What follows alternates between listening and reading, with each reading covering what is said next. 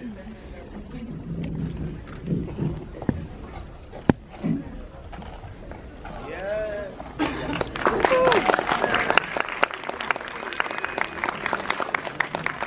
now I would like you to introduce the cast who's present here in the audience that you wish to come down and join us for Q&A.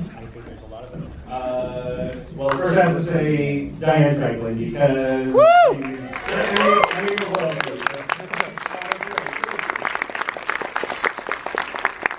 and the beautiful Chelsea Ricketts, who plays Ronald DeFeo,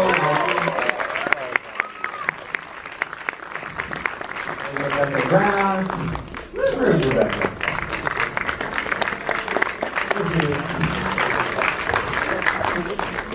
And Zane Austin, I think, is in the house.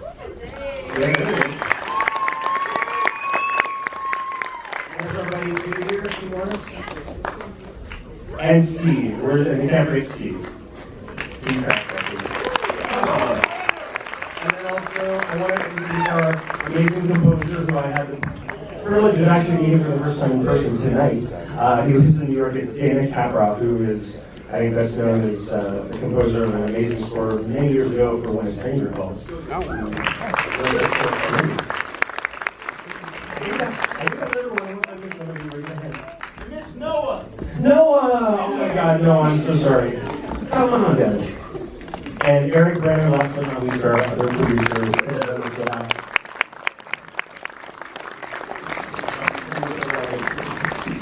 Well, the first question I have is actually for you, Daniel. You are no stranger to ScreamFest or the horror genre. What is it about horror, and specifically true horror, that keeps bringing you back for more each year? Probably my own life. No, I don't know. I think the stories that resonate with me are the ones that I think either happened or could happen. In movies like Halloween, you kind of, I think the original, you really believe that this masked guy could have escaped from an asylum and made his way to the small town and sought the victims. I think the ones that get under my skin are the ones that have an element of truth to them. So that's why I'm kind of drawn to these stories. And I'm really scared of this stuff. So. A simple question: do you yourself believe in ghosts and the supernatural? Yeah. I didn't think so until I started to meet people who lived through stories like this, like the Les family that went through the Amityville ordeal. They've been criticized heavily over the years for people saying they created a hoax. The people that I knew and know are anything but hoaxers. I think they are forever, their lives were forever changed by whatever happened to them in the house. But I tend to be a little bit more agnostic about it, because I don't want to believe that could happen. And Lucas, this is not the first time that you and Daniel have teamed up. What is it about him and the work that he brings to the table that keeps bringing you back for more? Well, he has the ability to come up with this very interesting concepts. As you well know, for the second movie that we did together, Lydia is starring and is coming out next year. And Dan usually calls me and says, I have a great idea, and he finds these unusual side stories to well-known stories that nobody knows about and gives it a twist. And then that's how we created all this film. Yeah. And this guy, I mean, is like the most tireless producer. Day and night, he's on the job, and honestly, everything that is on the screen is in large part because of his hard work, and Eric and our executive producer Jim. So we just have to give special thanks to all of them and our amazing cast.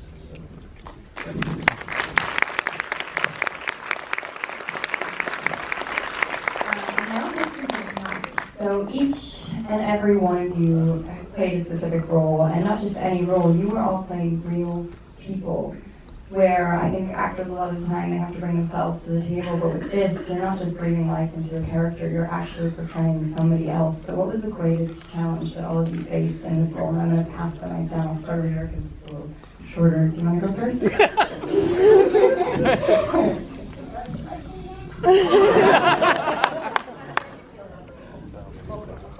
I felt great about the role because I just love watching horror films. Even though my sister is just doesn't like it. Nope. I just love watching them because it's like, who's getting killed next? Were you scared when we did the movie? Were you scared? Yeah. The only times that I got scared was when, like, somebody was walking, like, looking around the house, and then behind him, that black ghost showed up. Where did he come up? Yeah. Okay. He scared me real much.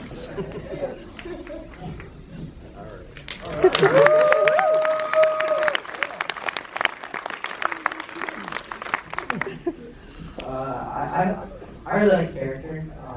I remember I did a study on this horror film, or this horror incident that happened like for schoolwork, and I had to do a paper on it.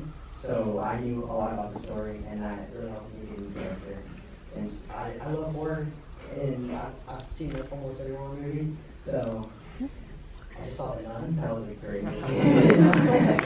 So yeah, I love this, and I was happy to play it. And where you going? He didn't know what a fluffernutter was. So from Rhode Island. Some family of mine from Rhode Island are here. They know exactly what that is. I think going back to the original question, the greatest challenge was that these people, even though they were real, not much was known about them because they were killed, and because, especially for our characters, they were so young, not much is known about them and how they actually acted. There's just pictures. And there's stories from Butch, who knows how reliable his stories are and how they were interpreted. And so we really don't know, and so we had to create a lot of that stuff on our own, or figure stuff out.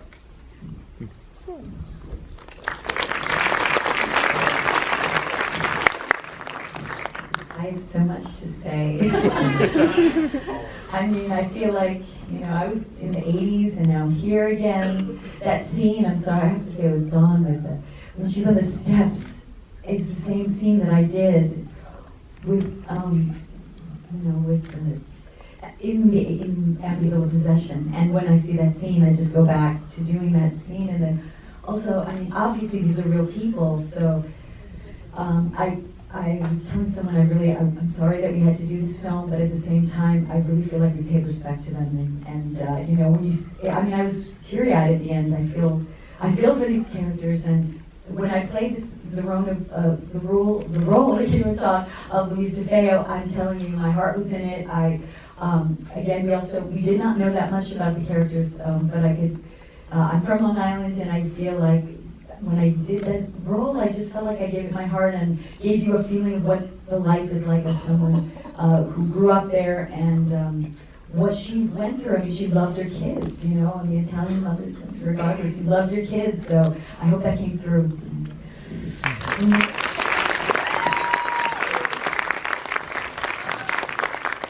So I never thought I would play a character with a Long Island dialect.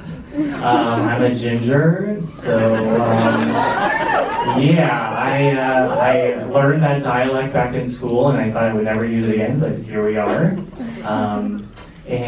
So it's great to do that. And then also playing a period piece, doing research on what it was like to live in several years ago. Was great, or whatever, you can say that. So it was great to just, make everything appropriate.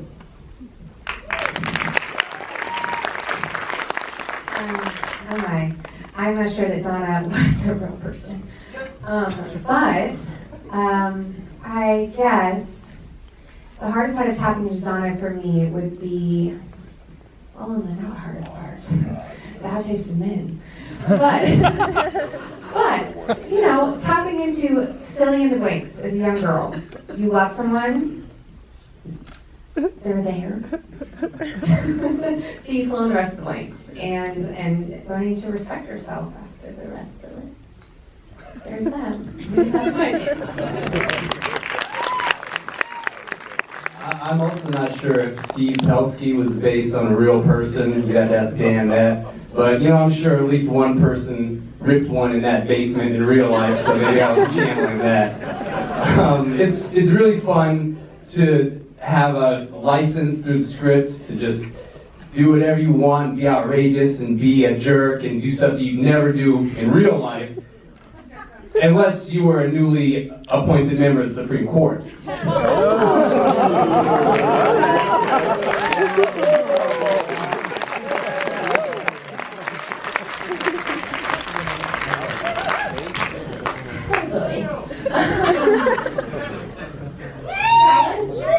Challenge? Is that the question? I missed the question. Okay. Yes.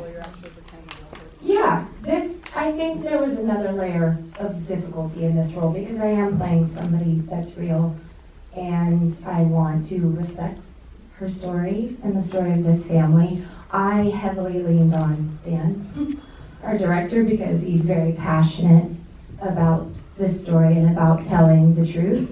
So I did as much research as I could, beginning with my audition of watching the documentary Dan did.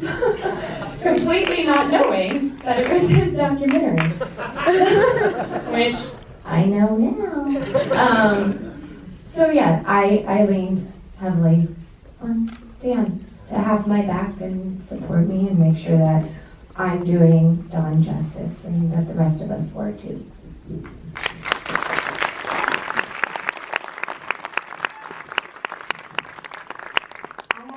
Dan is an amazing director. I work with a lot of directors, and I just want to tell you, it was a joy to work with him. He is a stickler for detail, and he also is a great writer, and I'm blessed that he wrote this and directed it, and I'm really happy, and this is a great, amazing experience for me.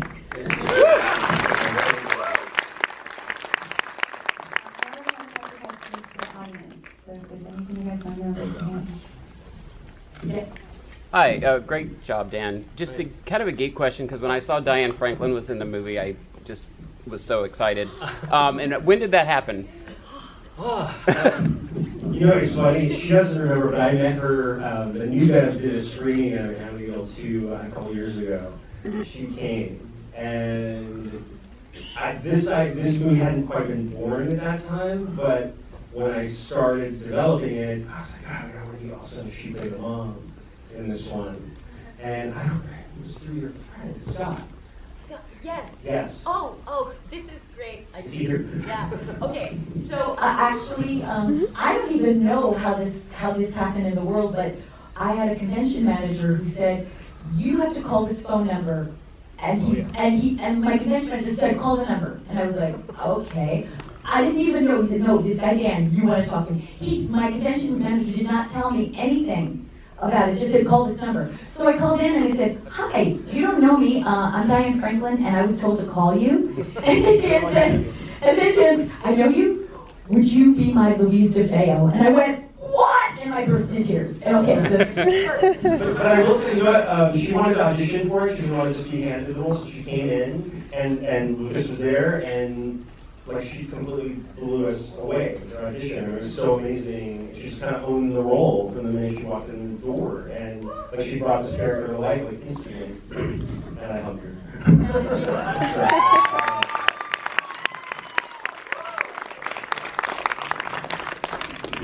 Any more questions?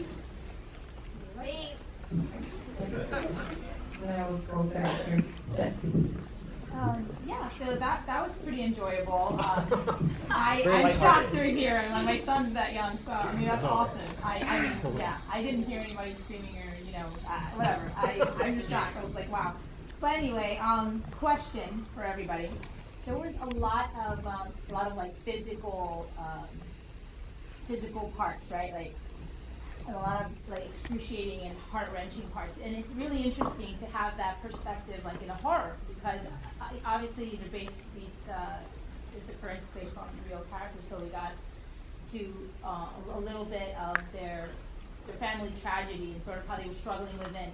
I'm just interested and very curious in seeing like how you balance that as the directors, also the cast members, because I would say that for me, you know, that seems to be channeling two very different opposites. One, you're very vulnerable, and one, you have to be very guarded. But there's a lot. So how did you do it? Tell us. This was tough because, you know, you have this element of kind of a horror film, a haunted house film in a way. But what I wanted to do is sort of present three different looks at these murders. So there's obviously the supernatural angle, which we've heard of before, but was that fueled by his drug use? Was it fueled by the father's abuse? Was it, what was it? You know, and I think if you look at the film again, you do, you sort of see that a lot of this could be in Bush's own mind. You know, the dark figures are in the house and the visions that he's having. And he did say that his trial, and some of the dialogue actually from the movie is actually lifted from the trial transcripts. So I was kind of careful to weed in, like the father would always say, "I have the devil on my back," when he would talk about his son.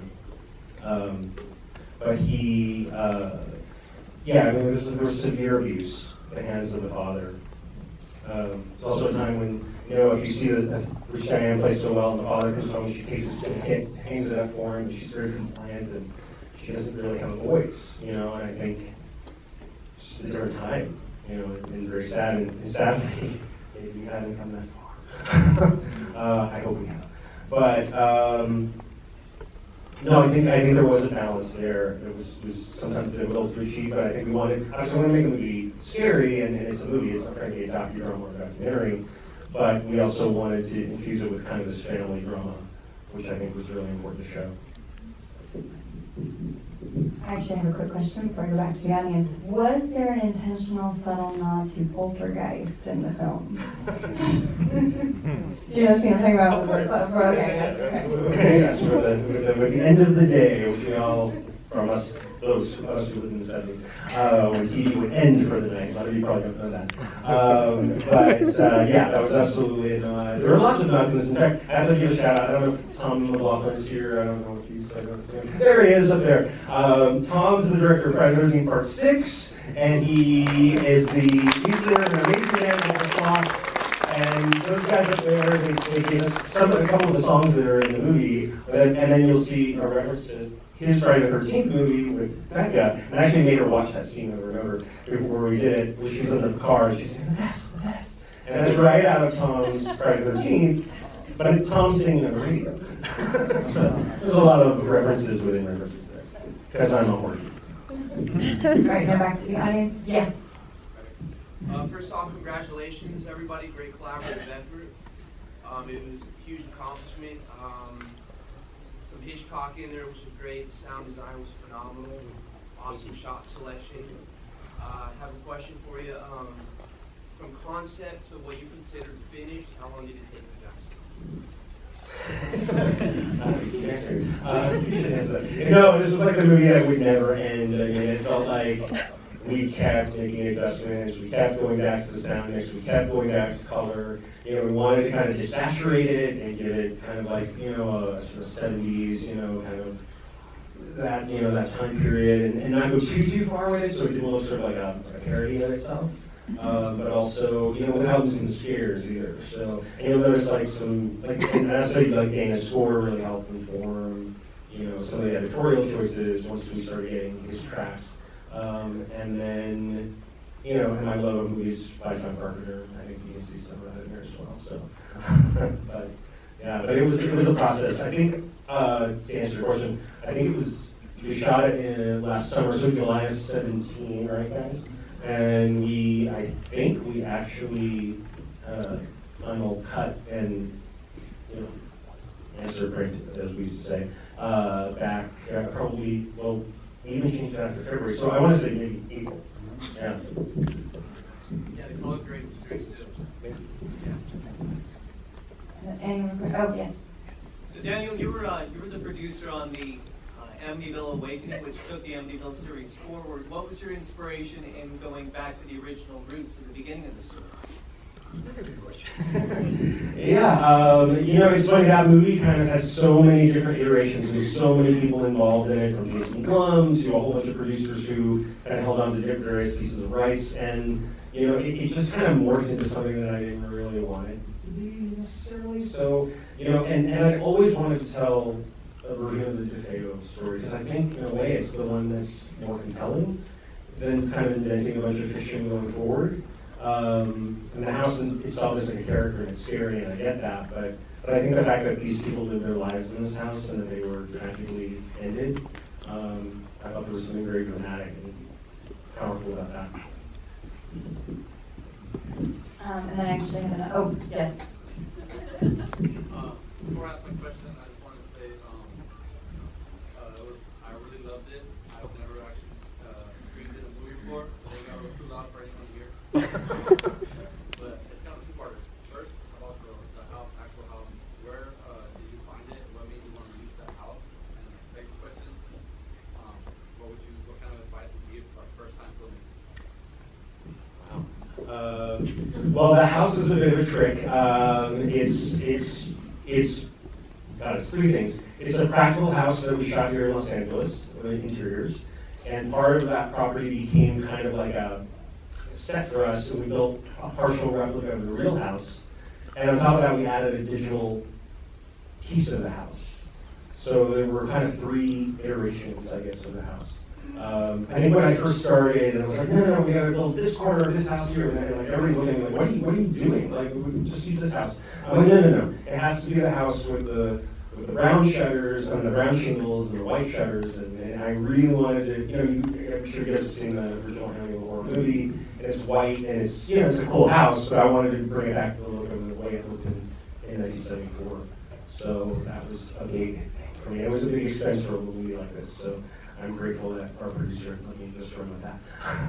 Even though he's like, what are you doing? But yeah, to answer your question, it was great because we actually got to move around this house by day and then by night. And then the basement was kind of under renovations at the time, so that became kind of like a sound stage for us. And we kind of transformed that into different rooms. So that it just worked out really well. Yeah. I actually have a question. It's mainly geared toward Diane and Chelsea.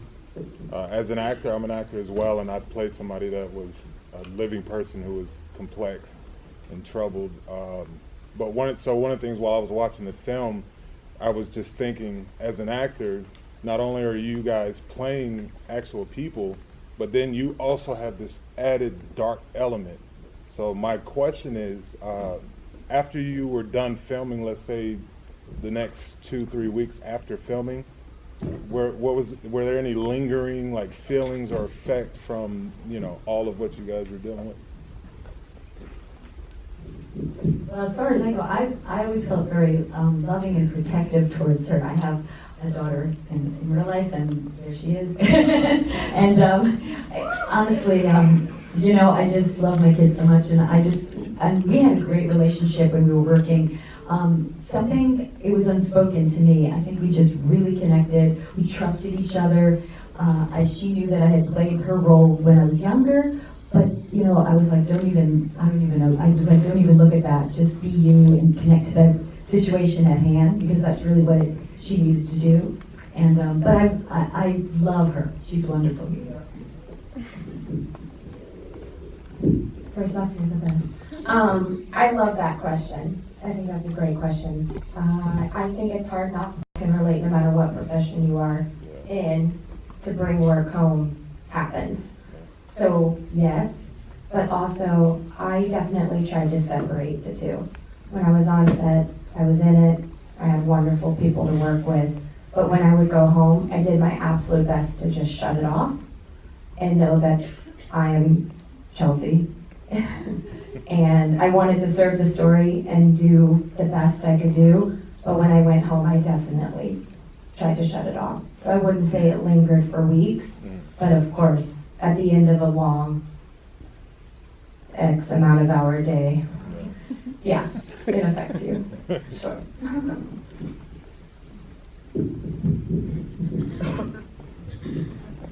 A side note, I could not sleep on my stomach and still can't. And I just have to say, especially with Chelsea, those scenes at the end, like she was in this heightened state all the time, and it's like she was always I actually got scared because there were times that she was like walking around the set like, and it, like she has such a process, and I kind of gave her space to do it. But sometimes I would approach her very gently, like, "Are you okay? And you know, is this real? Are you really melting down on me?" Or you know, but she was very in it, and I have to say that I have a whole cast, like all you guys really like you kind of at some point you felt like you were in 1974, you know, from the production design, and you're in this house, and we're all kind of like locked in this house in a weird way. So we started to kind of feel like a different time in a way, you know, and all the weird, you know, ugly wallpaper. I'm so sorry, I didn't answer the second part of your question, and you had asked some advice for a first-time filmmaker, and my answer would be just do it. Don't let people say no. You know, make your own films, write scripts, you know, get them seen. Don't be too hard on yourself at the beginning, because making mistakes is all about, you know, it's the process. So you just, you know, give yourself permission to fail a few times, and then you get better. So just do your thing. Then I have a quick question for Diane. So this is not the first, but the second time you have stepped into this iconic story and the lives of this family. What is it that you think keeps bringing you back to the story and to this family? Luck. If you asked me in 1982 if I would be coming back, I would say that is a dream come true. I mean, how is that even possible? Like, I couldn't even put that together. And the same essential story, okay? We're talking the Montelli family in 1982, playing the daughter, going through that. I will say that the most interesting part of doing the two roles is my perspective. You know, as the daughter, I'm the innocent, and I'm going through this, and I love my brother, but I'm like also, you know, what's going on. That story, the first storyline is a little different, but let's put it, that's a narrative perhaps. This is a docudrama, but still the perspective of coming from the child's point of view and innocent, and allowing myself to be vulnerable and taking everything as the first time and having that trust, and then now playing the mother who knows everything and who cares and who's just who loves her family and is trying to protect the family. And I think, you know, especially with the domineering father, and I was raised very close. I was born in '62, so I was young when the actual murders happened, but I heard about them and I knew about them, but I wasn't directly, you know, I was a little too young to be watching what's going on. But I definitely have a finger on the experience of what it was like growing up during that time in Long Island. I was born like a couple of towns away, and you know, so I knew those people. You know, I totally knew those people. You know, talk like this, and was, you know, and it was. I just became the character, felt it. So. I don't know if I'm answering more questions than ever, but anyway, but yes, my perspective, I think, was the best and the richest experience that I had to be able to play two parts in the same story. And I think I'm the only actress who's ever died twice as two different parts in the same film. I don't know. All right, so we have time for one last question. Is there anyone else on Did anything spooky happen on set? Okay. So, this one time, this guy right here, Kue, he was sitting on like the stairs to go up to the set, and there was a cinder block that was like above him, and it was like kind of on the edge of like coming off and whatnot. And so I remember his mom told me, it's like, you know, horror movie sets are sometimes always haunted, you know. So he gets up, and about a minute or two later, the cinder block falls right where he was sitting. So we were all freaked out about that. I'm glad you're here, And then right after Zane's mom told us that, we were sitting in a trailer, or Kue's mom, we were sitting in a trailer, and we thought we heard something, or some door closed or something. And so Zane stood up to go look at what was outside and see if there was anything going on. And he felt us, and he was like, no, there's like no wind or anything. He sits back down. 5 seconds later, the door was wide open and slammed shut, and we both just looked at each other. This is haunted. This is not okay. all this stuff happening when I was in student seat doing other things. And actually, one of the weirdest things was like on day 2, Diane like completely lost her words, like not unable to speak at all. And I even screamed. I didn't even Yeah, scream. yeah. It wasn't like I went and then lost it. Yeah, so that was Gone. really tough. That was a challenge. She was. Yeah. So, but it was, yeah. I mean, I don't know. He was. I don't know if I believe in the outset first, but he had some weird things and some strange plumbing problems. In the basement. Whole other story. Does anyone else have any spooky stories? We'll just call that a wardrobe malfunction. But I just actually, we do have time for one last question if anybody has anything out there. Yeah. Diane, how was working with Spartan Audio? You are asking the right question. He came on set, and I looked at him, and he looked at me, and our eyes just went to tears. Like, it was like, and then we started to laugh. It was like not even a conversation. And I think, I think he did this film for me. I think he showed up, and he did it for me. And he came, he came all the way from New York, and he did the scene, and I knew, like, he just gave his heart in that scene. So I was really happy to see, we have a moment, together. I think that's what means something when you see a film. You want to see the chemistry, and so it was lovely. I knew he had a great time, and I was floored, so it was great. Yeah. I wish Tanya was there too, but that's another story. Yes.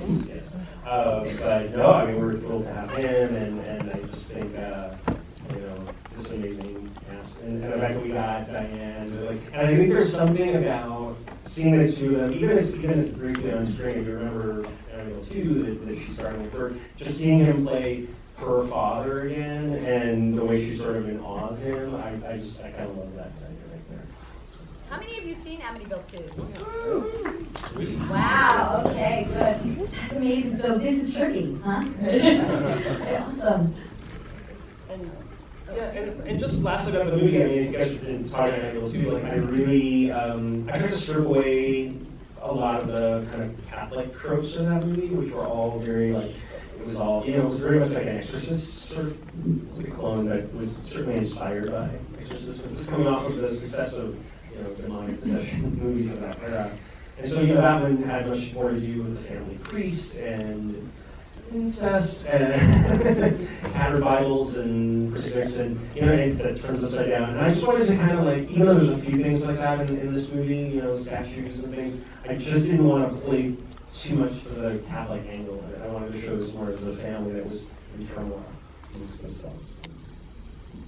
And then just so the audience is aware, where can they actually view this film and when? Does it have distribution? Is it going to other festivals? What's next for the Amityville Murders? So, November 13 is the anniversary of the actual killings, and we open that day in select theaters and VOD and LA, New York, yeah. So lots of other cities. but yeah, and there's a if you go on Facebook, I might know you're better than me. But there's a link where you can pre-order the movie, and then you get a signed poster, and so there's you can pre-order it now. Well, thank you guys so much, and thank you everybody.